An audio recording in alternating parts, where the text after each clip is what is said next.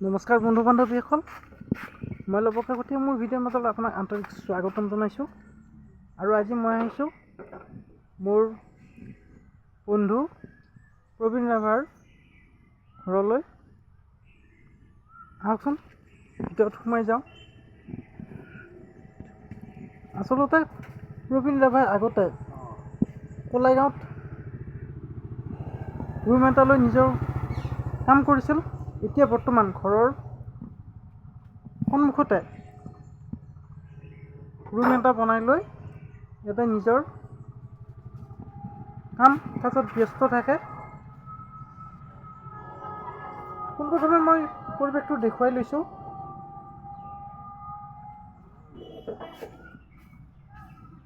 এটা সুন্দৰ পৰিৱেশ মই দেখুৱাই লৈছোঁ। এয়া প্ৰবীণ ৰাভাৰ সৃষ্টি। প্ৰবীণ ৰাভাৰ এয়া সৃষ্টি।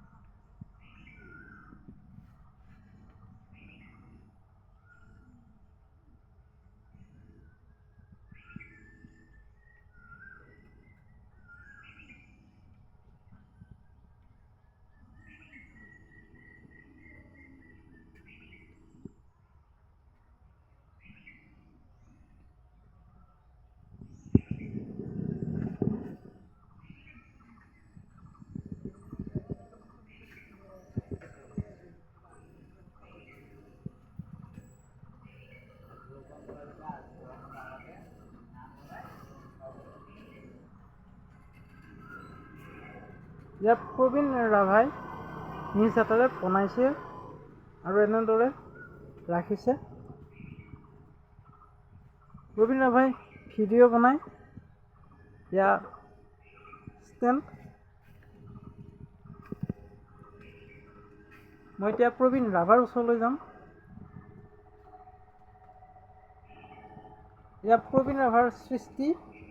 এয়া প্ৰবীণ ৰাভাই নিজ হাতেৰে বনাইছে, সুন্দৰকৈ সজাই থৈছে বনাই।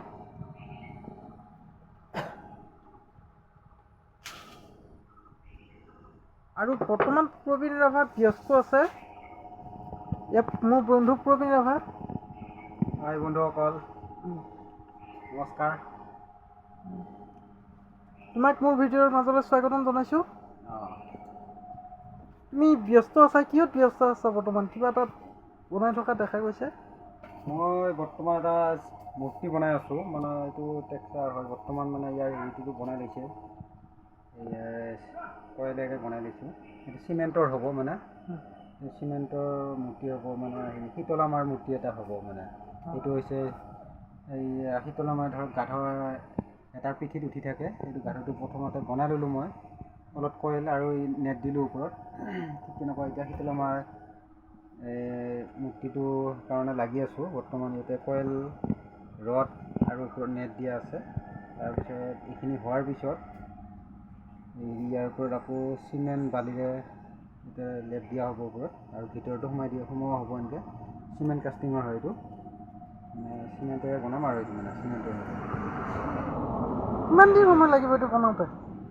তো কণ্টিনিউ লাগিলেতো মোটামুটি এসপ্তাহ লাগে বাৰু, কণ্টিনিউ যদি লগা যায়। কিন্তু যিহেতু চিমেণ্টৰ কাম বা হেৰি কাম, এইটো কণ্টিনিউ লাগিব নোৱাৰি, আৰু দিনযোৰা কাম কৰাটো সম্ভৱ নহয়।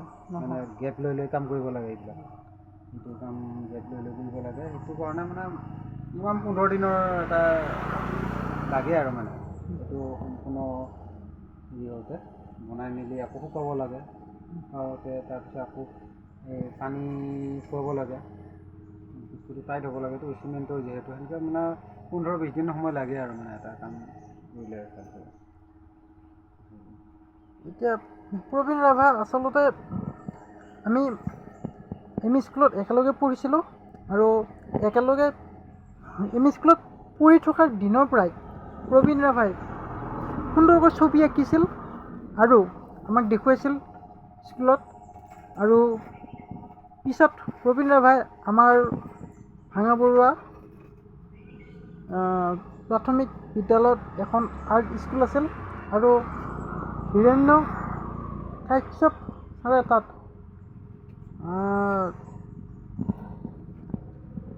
আৰ্ট শিকাইছিল আৰু তেখেতৰ ওচৰতো শিকিছিল আৰ্ট হয়নে?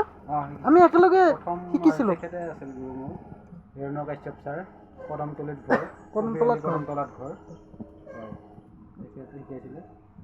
আৰু তাৰপিছত মই আকৌ ইয়াতে আহি কবিআলিত গ'লোঁ। তাৰপিছৰ পৰা পিছত এখন কিবা কাৰণত কিবা বন্ধ কৰি দিছিলে চাগে এইখন স্কুলখন। তাৰ নেক্সট মই এই কবিআলিত এখন আছিল, তাতে শিকাইছিলে খৰ্গেশ্বৰ বড়ো আৰু চণ্ডীচৰণ বড়ো। চণ্ডীচৰণ বড়ো ছাৰ তেখেতে এতিয়াও শিকাই আছে, সেইখন স্কুল আছে এতিয়াও। সেইখনতে মই নেক্সট শিকিছিলোঁ নেক্সট টাইম। তাৰপিছত সেইখনৰ পৰা মই ডিপ্ল'মাটো ক্লিয়াৰ কৰিলোঁ। ডিপ্ল'মা ক্লিয়াৰ কৰি অকণমান আকৌ মই গুৱাহাটীত গ'লোঁ। গুৱাহাটীত গৈ তাতে আৰু মই প্ৰেক্টিকেলি হিচাপে আৰু কিছুমান কাম শিকিলোঁ। কিন্তু কলেজতো গৈছিলোঁ, আৰ্ট কলেজত গৈছিলোঁ, কিন্তু মই তাতে এণ্ট্ৰেঞ্চ মানে চিট পৰীক্ষা দিয়াৰ পিছত চিট পাইছিলোঁ। মই মানে কিবা কিবি অকণমান পইচা পাতি কিবা কিবি অসুবিধাৰ কাৰণে মই তাতে এডমিশ্যনটো ল'ব নোৱাৰিলোঁ। সেইটো মোৰ এটা বহুত ডাঙৰ এটা হেৰি থাকি গ'ল, দুখ এটা থাকি গ'ল আৰু মানে এইটো বহুত এটা হেঁপাহ আছিল। সেইটো হেঁপাহটো থাকি গ'ল বাৰু। সেইটো পঢ়ি ৰখা নিচিনাই হ'ল আৰু হেঁপাহটো মানে আৰ্ট কলেজত যোৱা সেইটো নহ'ল বাৰু মোৰ। ভাবি এনেকুৱা মানে প্ৰেক্টিকেল হিচাপে কিছুমান গুৰুৰ ওচৰত যাই অলপ শিকি কেনে ধৰি যিখিনি পাৰোঁ, যিখিনি অলপ বহুত ঠাইত ঘূৰি মেলি যিখিনি অলপ শিক্ষা অলপ গোটাই ল'লোঁ মই, সেইখিনি দিয়ে এতিয়া বৰ্তমান চলি আছোঁ। এনেকুৱা এতিয়া কৰ্ম জীৱনটো মই আৰম্ভণি কৰিছোঁ আৰু এনেকৈ। বন্ধু বান্ধৱীসকল, ইয়াৰ প্ৰবীণ ৰাভা আৰু প্ৰবীণ ৰাভাৰ পৰাও কিছু কথা জানিলোঁ, সমগ্ৰ পৰিৱেশটো দেখুৱালোঁ আৰু প্ৰবীণ ৰাভাই কেনেদৰে ব্যস্ত থাকে মই দেখুৱাইছোঁ। আৰু আচলতে বহুত সংগ্ৰাম কৰি প্ৰবীণ ৰাভা আজি সফল হৈছে। মই জনাত, আমি জনাত প্ৰবীণ ৰাভা বহুত সফল হৈছে আৰু এই বিদ্যাটো লোৱাৰ কাৰণে আজি এই কামখিনি কৰিয়েই এখন ঘৰ চলাই আছে। আমি নিজ চকুৰে দেখিছোঁ, এইটো মিছা কোৱা নাই। আৰু আপুনিও দেখিছে মোৰ ভিডিঅ'টোত প্ৰবীণ ৰাভাৰ সৃষ্টি মই দেখুৱাইছোঁ। গতিকে সেইখিনিত আপোনালোকৰো সন্দেহ নাই যে প্ৰবীণ ৰাভা একো কৰিব পৰা নাই, সেইটো মনোভাৱ কেতিয়াও আপোনালোকৰ মনত নাহে। কাৰণ প্ৰবীণ ৰাভাৰ সৃষ্টিয়ে ক'ব যে প্ৰবীণ ৰাভা এই ক্ষেত্ৰত সফল।